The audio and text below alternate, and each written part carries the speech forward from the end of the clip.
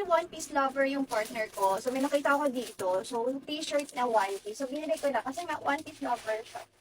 So ngayon, kaka-open ko lang siya. So ganito yung itsura niya. So ganito yung binili ko. So oversize shirt to. Kaya kung nahihilig na yung mga partner mo sa mga oversize, so unisex man panlalaki pang bahay, so pwede siya.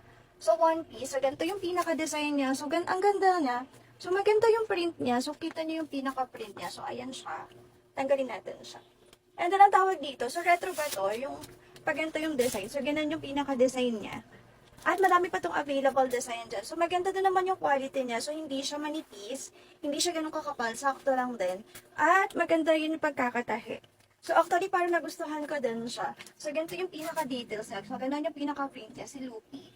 And sa likod naman is plain lang siya. Ayan, siguro magugustuhan to ng partner ko kasi one piece lover na siya. So, ang ganda din niya.